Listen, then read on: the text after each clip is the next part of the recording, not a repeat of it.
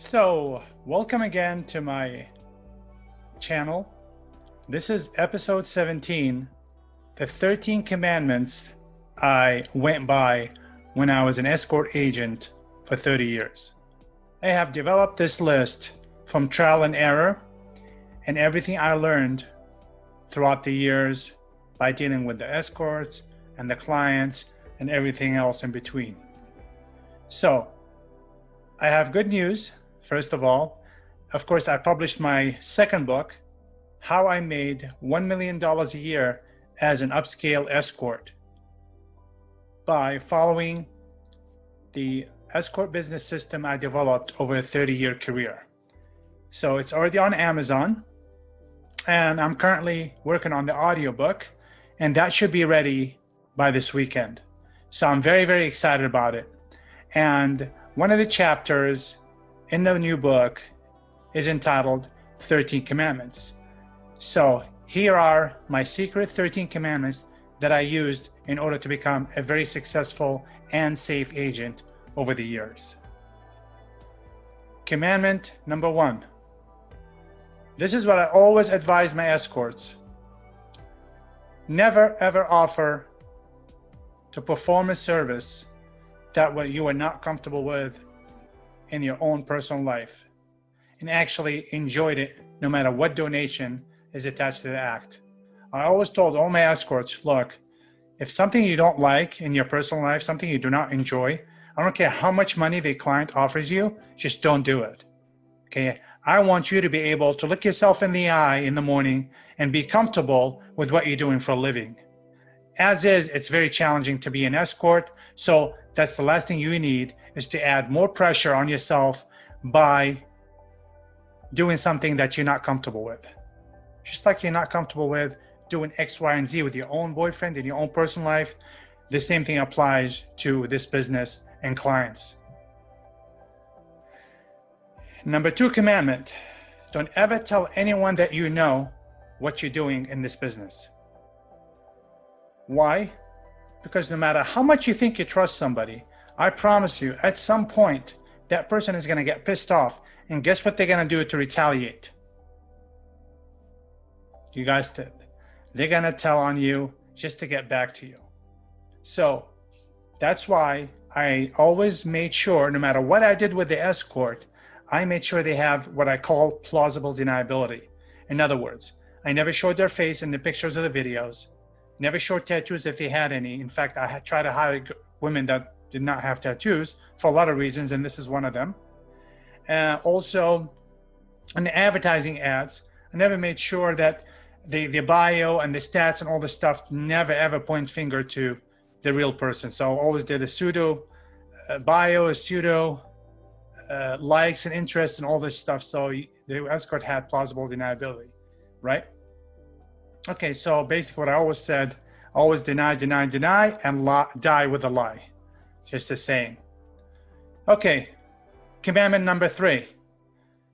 Never ever offer bbfs, or what we call in the business, bareback full service. As you all know, my number 1 priority has always been safety. Safety is always number 1. And no matter how much client offered us in the past to have basically vaginal or anal sex or both without protection, we always said no. There is no way. I'll give you an example. One of my ex-girlfriends, she was a penthouse pet. I'm sure you heard me talk about her. Her name was Lisa Storm. She was also an escort. Well, one of the celebrity clients we had offered her $20,000 to do it without a condom. And of course, she texted me and I said, don't you even think about it. Well, 15 years later, the whole world found out that this celebrity actually contracted HIV. So Lisa can thank me for that advice. So never ever offer anything that is not safe to a client, no matter how much money is involved. Commandment number 4. I always advised my escort to never meet with a client before they were fully screened by myself. I had the best screening system in the world. I always kept everybody safe, and I always made sure that the customers were always vetted to the T top of the line screening service, everything I needed to know about them and some. In fact, I knew some things probably their own wife didn't know about them. And so I told my escorts, do not go out with anybody unless I'm fully screened them. So don't be cute and try to do things on the side, because that's the one time you're going to get in trouble. Number 5, I always advise my escort to never get involved in a romantic relationship with a client. I'm telling you right now, it is not going to work. The client knows how they met you, and you know how you met the client, and that is never going to go away. Has there been any exceptions? Maybe. I haven't heard of any in my personal life. I've heard of it in some other people's lives, but I'm going to tell you right now, that will never work, because people do not forget. They cannot unsee, they cannot unhear, they cannot unmemorize, right? So therefore, it's embedded in their brain forever. So why relationships are hard as is? Why complicate it even further by trying to have a relationship with someone that you met at this job? It is not going to work. Save yourself some time. And this is what I always advise my escorts. Even in an exclusive arrangement situation, okay? It doesn't matter. There've been some situations where the guy thought he was in love, the client thought he was in love with the escort in an exclusive arrangement. A few months or a few years later, they get tired of it because the escort was not emotionally available, and then we lost the client and the exclusive arrangement. So it doesn't work, okay? Commandment number 6, never share any of their real personal information with a client. Always advise my escorts, do not share your real name, if you're a student, don't tell them what you're doing. Don't tell them where you're going to school. Don't tell them where you live. Don't tell them anything real about you, okay? What the client does not know will not hurt you. So everything we did was on a need-to-know basis, and one of the things they definitely did not need to know was any personal information about the escort. Commandment number 7, I always advise my escorts to check the client's body, specifically their private area, for any signs of STDs or other diseases before performing their duties. Part of the main GFE service we provided was bareback blowjob, which is uncovered oral on the client, or as it's known in our business, BBBJ, bareback blowjob, which is a blowjob without a condom. I know some escorts don't agree with this act, but being part of the service, however, I was charging $500 an hour minimum, which was top of the food chain for the service area I operated at, and the time I did it. Therefore, I made an executive decision to include it into the GFE service. But I always advised all my escorts to make sure before they do anything, check the private area, make sure there's no rashes or any type of like breakouts.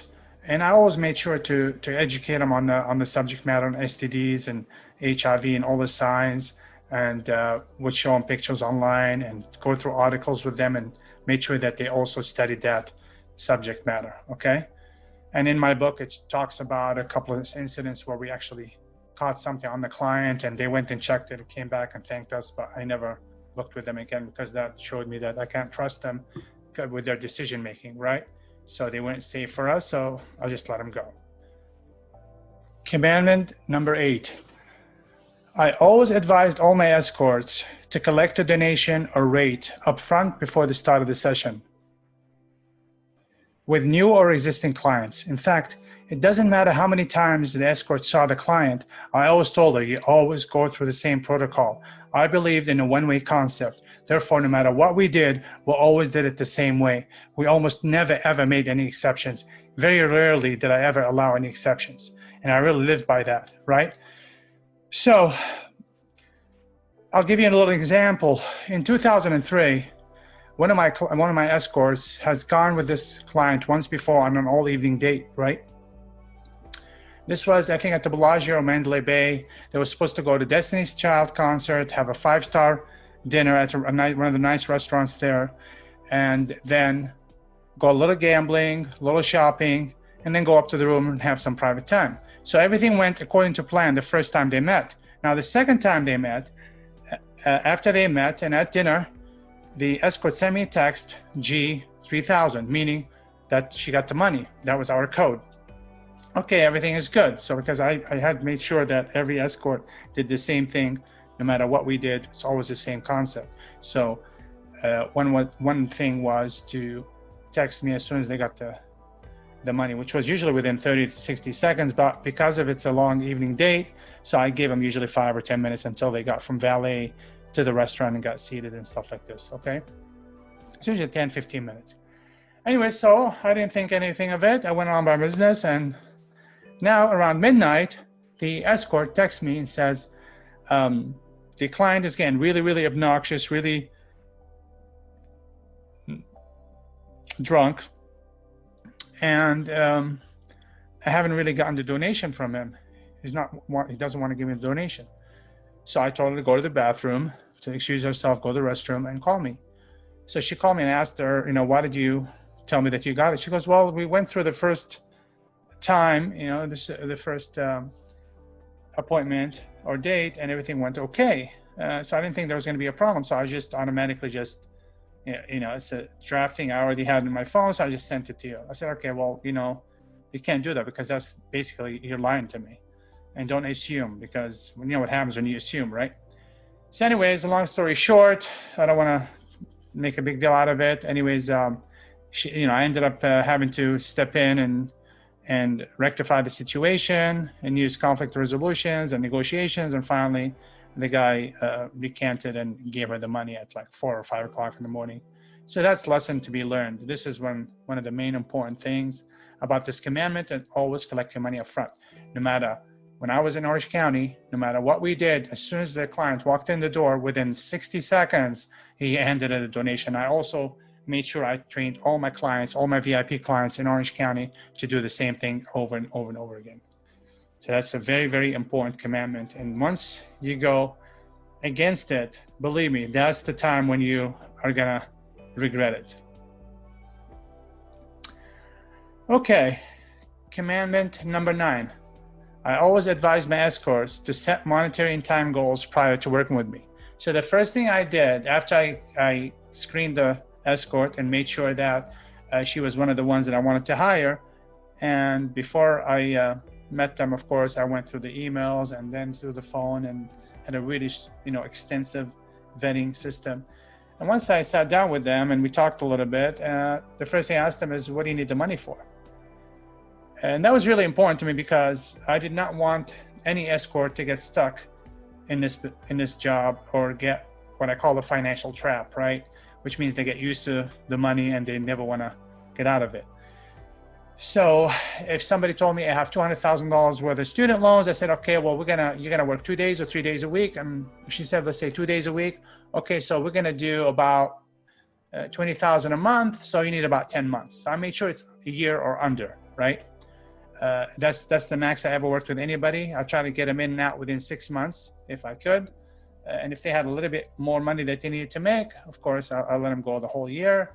I made a couple of exceptions when I first moved to Orange County with people that started with me. So I'm really loyal and have some loyalty. So with these people, so I did let them work a little bit longer. However, I always kept it a year or less. So always made sure that every escort had a money goal, which is a monetary goal, and the time goal, which means we're going to get you this much money in this amount of time, and then you're done. I never wanted them to come back and ever ask me to work again because I won't do it. And this happened a few times. And it's all in my book if you read it. Okay, commandment number 10. I never set up an appointment for my escort to meet with a new client if I had a 1% doubt about the safety or legitimacy of the said client. So I had a 1% rule. If I had a doubt about any client while I was screening them, new clients, of course, I just dropped it. Do you know why? Because we're lucky in this business. I've always had a line waiting out the door after this guy was gone. So I never had as far as supply and demand was always high. So I never had a problem letting somebody go because there's always somebody waiting in line, right? So this was really, really important because I always followed my intuition. And sometimes even somebody looked good on paper. And when I started talking to them, there was something wrong with them. As you know, part of my screening system, if you read, well, you haven't read my second book, but it's in my second book, all about the screening system, right? If I had I had a certain system that's just a systematic, this website, check this, just something tangible. And then I had something that you can't really teach, which is gut that you develop over years of experience. And that one, even if they look good on paper, I always wanted to make sure I talk to them at least one time before they go and see my escort. And if I had any type of doubt with the way they sound, the way they're acting, anything weird about them, I made sure that I let it go. That was really important. I'm sure that saved our ass many, many times. I could tell you some stories, and it's in the book, so you might want to get a copy of that book. It's very interesting. Okay, commandment number 11. I always told my escorts to be on point when it came to their appearance before meeting with their client. Hair, makeup, outfit, shoes, smell, taste, everything. I wanted everything to be top of the line. Remember, we did everything really upscale, and our VIP clients expected the best of the best of the best for $500 or $1,000 an hour or more sometimes. So I made sure to let the escorts know that the expectations are seriously high, and make sure that everything is on point as close as you can to the photo shoot and video shoot. And I explained that in my second book about the photo shoot and video shoot and how to do the hair and the makeup where they can duplicate it later on during the sessions, because the clients always expected the same kind of look or close to it. So we don't do too many extravagant things because it's hard to duplicate that on a daily basis. Okay. So make sure to take care of their health, their skin. If they needed a boob job, we got them a boob job, sometimes right away, sometimes in 2 or 3 months after they saved the money. I always had good plastic surgeons as clients, and they took care of us, and I took care of them. So yeah. Now, we're at commandment number 12. Be nice and respectful when it was time to meet with the client. So I always explain to the escorts that since I was the one that's representing them behind the scenes, in other words, before I told the escorts in Orange County that this was actually an agency before I turned them over, right? They all thought that they were talking to the escort. And I described my whole system in my second book, how I made $1 million a year as an upscale escort, right?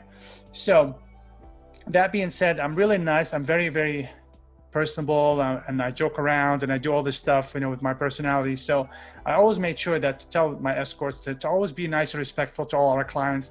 They're the ones who are giving us the money. They're the ones who are supporting us. They're the reason why we're doing this business. So I always told them, just be respectful, be accommodating, be cordial, be super nice, just so it can match. So they'll never know that it was really another person behind the scene, and as you know, this is why it's called Madam Suzanne, because I always used a voice changes. So all the clients thought that it was actually the escort. Meanwhile, it was actually me the whole time.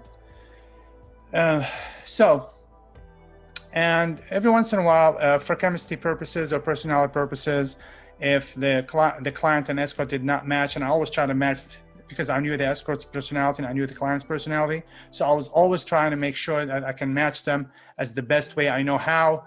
And sometimes when that didn't work out, and I still told the escorts, advise them to just be nice until the end of the session. I would never book them with you again. So, that sometimes happened, but we always made sure that everybody was nice. And the clients appreciated that, of course. And the last commandment number 13, I always followed all these commandments and used the one-way concept. I never made any exceptions to these strict rules. I figured the time I deviate from following my own commandments would be the time I wish I had not. Safety has always consistently been my number one priority. Everything I did, I referred back to safety. If at any time I did not feel safe about any situation or any individual, as far as clients or escorts, I simply walked away from the entire thing. This is the main reason why I never had one escort get in trouble under my tenure. I happen to be extremely proud of this fact. Not too many people in this profession can make the same claim. Over 30 years experience, and 20 of which were online. Most agencies only cared about money. I engaged in this business to make a good living. However, money always took a backseat to safety. Both escorts and clients knew this about me, hence why they all trusted me with their safety, discretion, and security. I was always honest with them. I treated everyone involved with honor and respect, and I never cheated anyone out of anything. Reputation is everything in any business, and ours was no exception. So basically, I made sure safety was always number one, and I always made sure that I followed all my commandments to make sure that I do not screw up with anything. So if you set perimeters in your life, no matter what you're doing, and you stick with your rules, guess what? You're gonna make it and you're gonna succeed. So basically, this is my 13 commandments. This is 30 years of experience, 20 of which were online. And I always followed them to the T for both my escorts and my clients. And that was good for everybody. Good for me, good for the clients, good for the escorts. And especially it was an illegal business, so I made sure I had to be extra careful on everything I did. And I kept everybody safe for the most part. I would say 99.9%, which is really not a bad record to have at all in this business. So there you have it. I hope you enjoyed this episode, and please make sure to go to Amazon and type in my name, F-A-D-I, Fatty. Last name is C-H-A-I-B-A-N. I'll put the link under this video, and go ahead and get you a copy of my second book. And if you haven't gotten my first book, it's called Madam Suzanne. My second book is How I Made $1 Million a Year as an Upscale Escort using my escort system, business system that I developed over a 30-year career, which 20 of them were online. Okay, it's got a lot of good information. This is for information use only. Might as well do a disclaimer. I'm not trying to encourage anybody to start this business, or I'm not trying to teach anybody how to do the business. This is just for information so you'll know how I did it when I was an escort agent. I'm now retired, and this is what I'm doing now. So thank you so much for visiting me. Make sure you subscribe if you haven't already, and I will see you later. I'm working on a lot of different interviews. I've just been really busy with this book, and it's almost done. I'm just working on the audiobook this week. It should be done by this weekend. If anybody wants to buy an audiobook, just contact me directly, and just email me at realmadamsuzanne or madamsuzanne2020@gmail.com. It's actually about an email address, madamsuzanne2020@gmail.com. Thank you so much, and I'll see you later.